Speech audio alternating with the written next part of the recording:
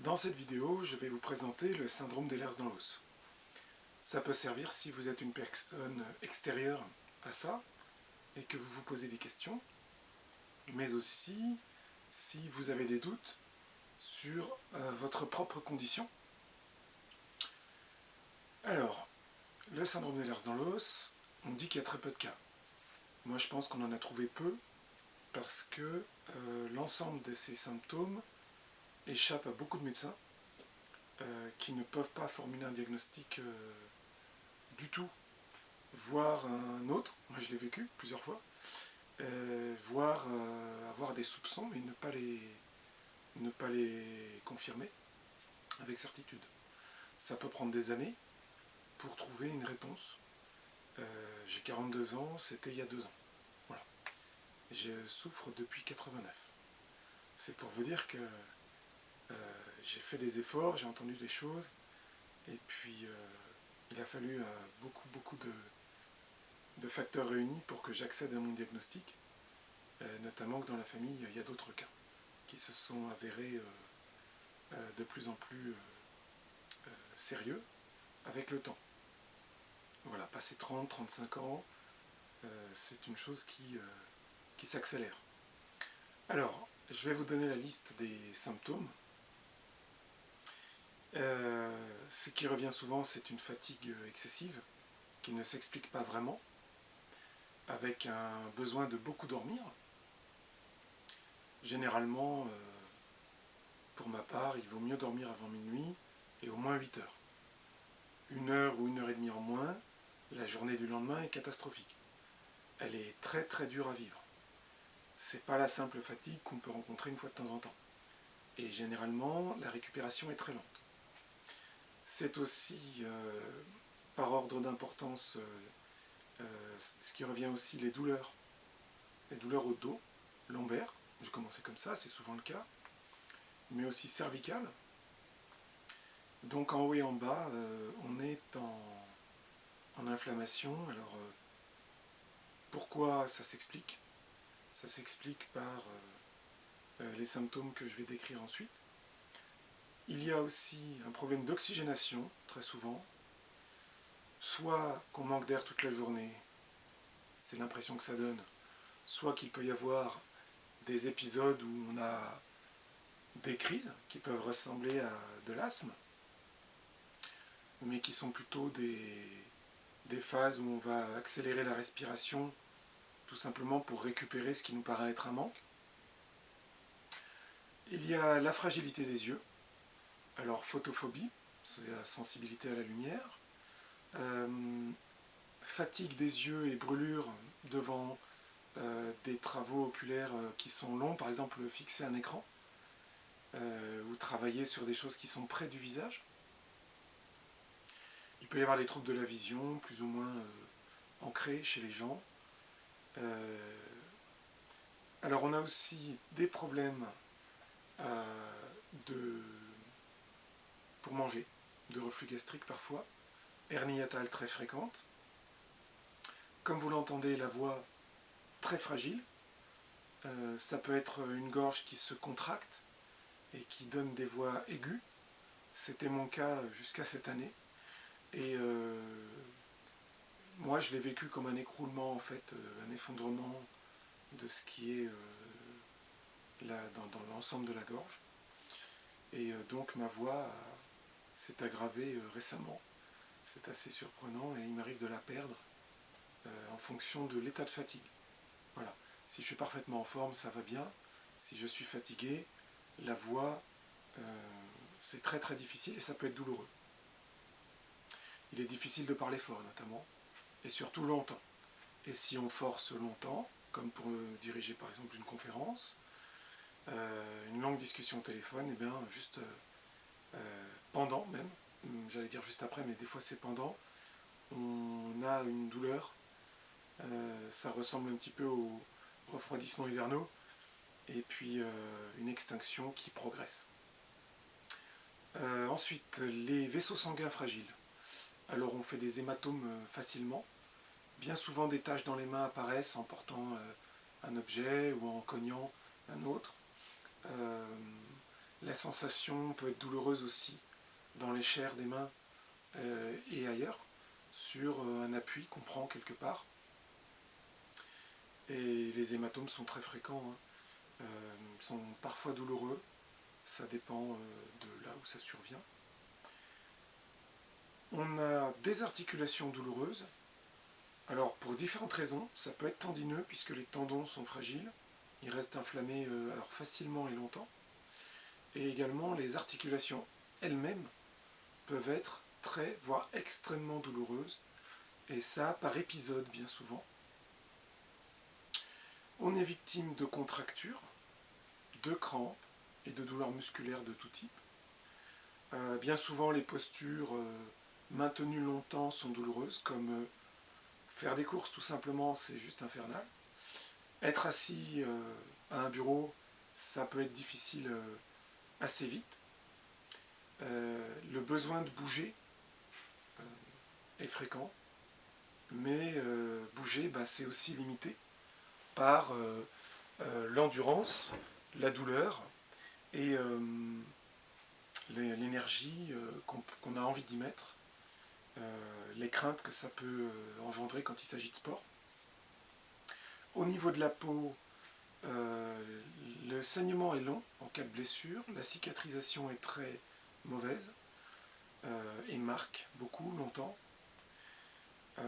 Tout ce qui concerne aussi les orbites, le contour des yeux, c'est souvent poché, un peu effondré.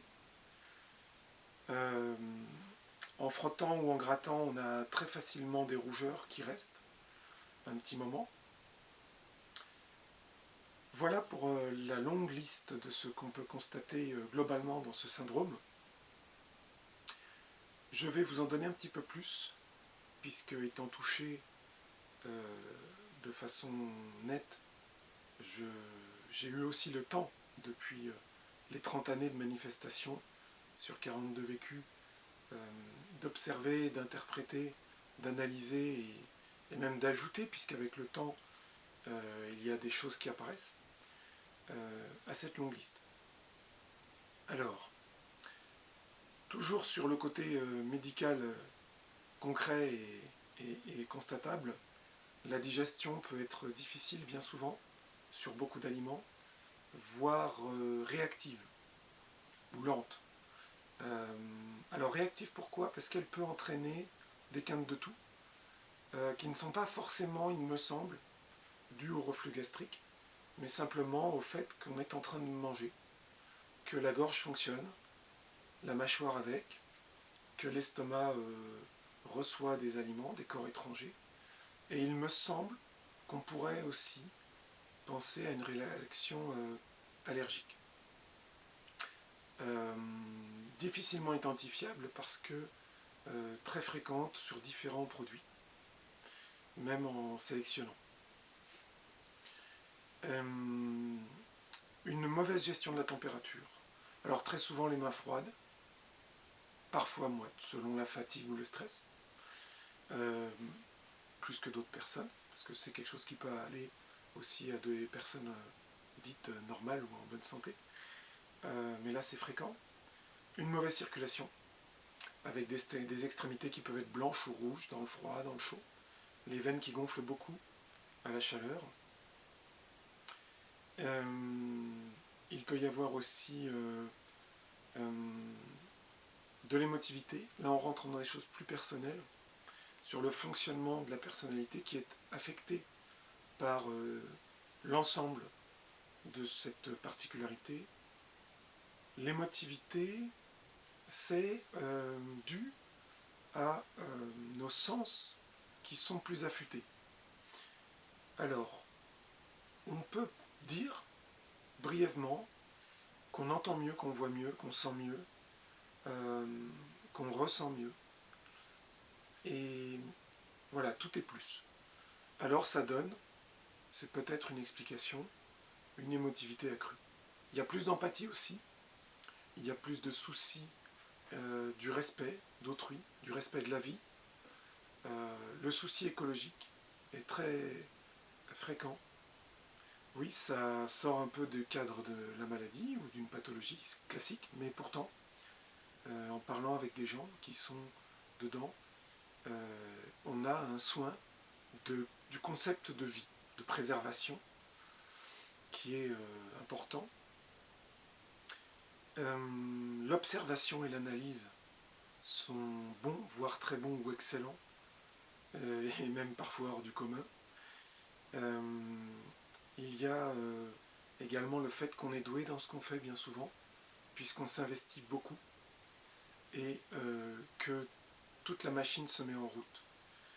Il y a, ça va un peu avec un intellect qui fonctionne bien, voire très bien, voire pour beaucoup de façon excellente, et ce qui permet, malgré une tendance à vouloir rester dans des zones de confort, physique et psychologique, une adaptabilité très importante et très pratique, puisque le parcours dans la personnalité, dans l'identité et dans le professionnel est très souvent chaotique, car nous sommes peu sociaux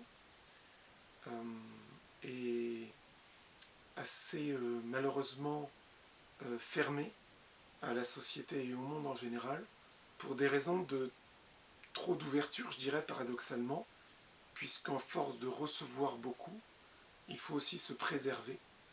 Le pare-choc n'est pas très présent, donc il y a une imprégnation qui est bien souvent, elle peut être bonne, mais elle peut être mauvaise, et bien souvent elle est gênante.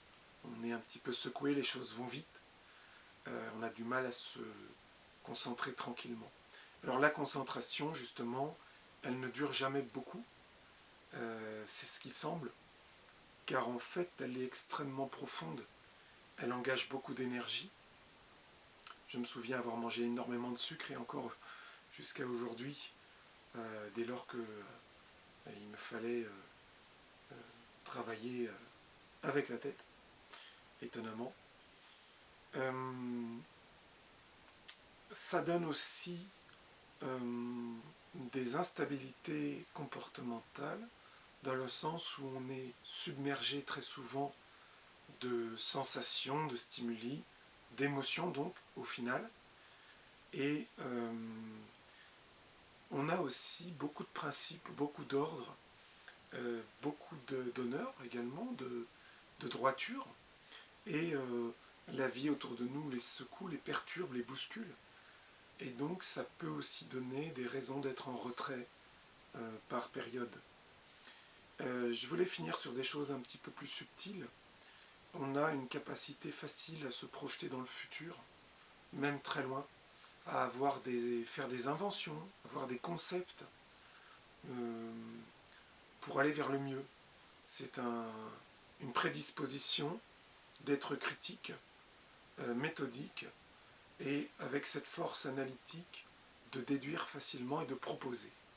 Ce qui nous permet bien souvent de participer à des élaborations, des réunions sur des choses qui sont conceptuelles, ou de se prononcer, alors malheureusement parfois en société, de vouloir aider les gens pour qui on voit les schémas clairement, et d'être mal accueilli parce qu'on a aussi la prédisposition à parler franchement et de façon parfaitement objective, sans présenter les choses avec courtoisie, cordialité, puisqu'on n'aime pas du tout les demi-mots et les hypocrisies, puisqu'on apparente ça à l'hypocrisie en général.